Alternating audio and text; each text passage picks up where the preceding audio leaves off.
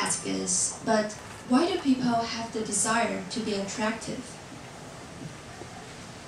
Because, well, beauty is power. As we can see in the background of this picture, this is a picture from Gossip Girl, and I believe most of us have seen this soap opera. And every characters in Gossip Girl, they have gorgeous faces. So this is the best certification that beauty is power.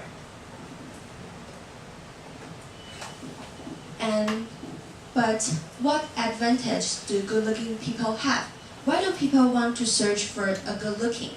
There must be some advantage of these good-looking people that make everyone want to become more attractive.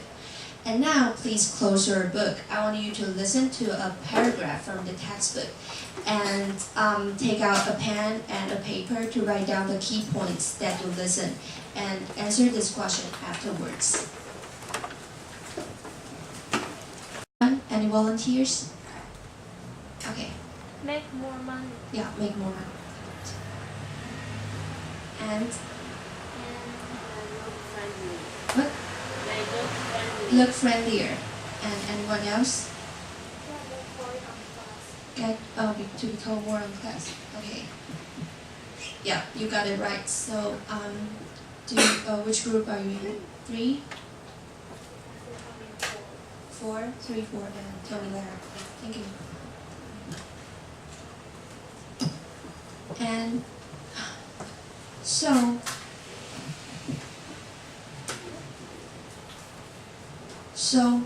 but why are good-looking people superior to the others? Well, to me, I think it's because that beauty gives them confidence, and it's because the confidence that make them shine themselves, and make them to be more willing to show the true self of the others. So I think no matter how you look or what your appearance is like, the most important thing is the confidence that make you shine. So let's move on to the next slide. And this one, as mentioned in the textbook, what features on women do you think are attractive, and what features on men do you think are attractive?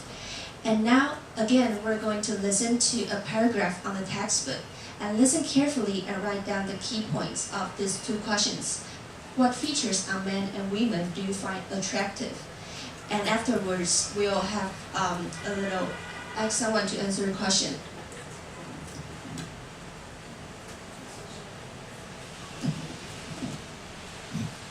Men regularly showed a preference for women with certain features: larger eyes, fuller lips, and a smaller nose and chin. Another study suggests that women prefer men with large shoulders and a narrow waist. According to scientists, does anyone want to listen again? Or is it again? Okay. regularly showed a preference for women with certain features: larger eyes, fuller lips, and a smaller nose and chin.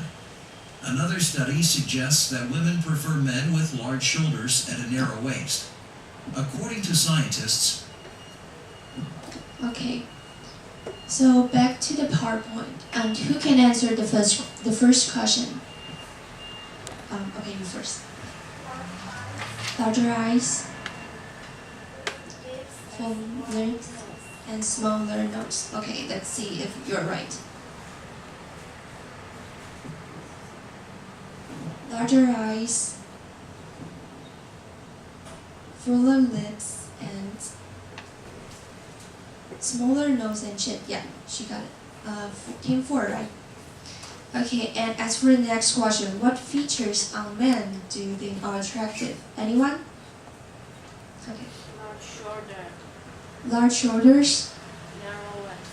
And narrow waists. Yeah. Okay. So let's move on to the next slide. And actually, our awareness of beauty may start from a very young age. Due to a research in the textbook, a 6-month baby, as we can see in the picture, even a 6-month-old baby can tell the difference between attractive and non-attractive. The research is that they put two pictures in front of a baby. One of the picture is some normal person, and the other picture is comparatively more attractive to the others. And even a 6-month baby can tell the difference between attractive and non-attractive one. And the baby, due to the research, will concentrate on the more attractive picture. So some psychologists suggest that our mind, the human mind, unconsciously tell people that the traits of the attractive men and women equals to a good genetic well-being. So, which means that people connect beauty to healthy, and people connect beauty, the beautiful person, to pass good genes. So I think this is the reason why that all of us were in search of beauty. Okay, next slide.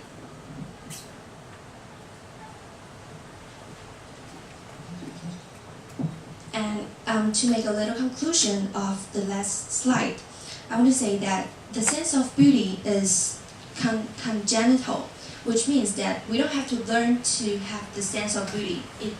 We were born to have the sense of it. And it's a fundamental part of human nature to look for these qualities of beauty in your mates. And as we can see in the picture, these are the two pictures of the women in Peru. And the women in Peru, they are considered as larger size, larger shapes compared to the Western culture. Because in Western culture,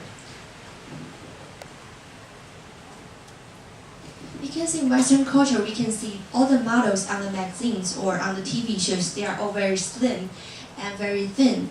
So, but in Peru, they don't consider thin as beauty, they consider larger shapes as beauty. So it can be proof that that beauty varies around the culture. And for the next example, this is in the Hulis culture in New Guinea. Well, in this culture, men are the objects of beauty. Men grow long hair as a symbol of health and power.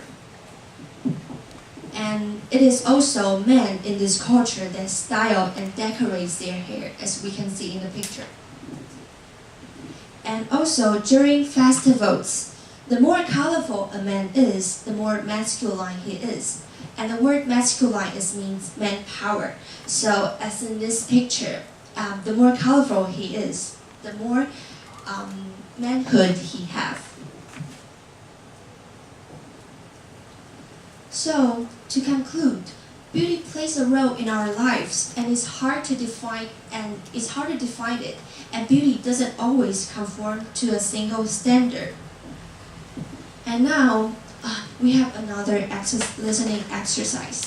So please close your book and listen carefully to the last paragraph of this textbook. And after listening to this paragraph, I want to ask you to summarize it and also translate the last sentence. I'll play it twice for the summary part. So listen carefully and take out a pen and a paper to write it down.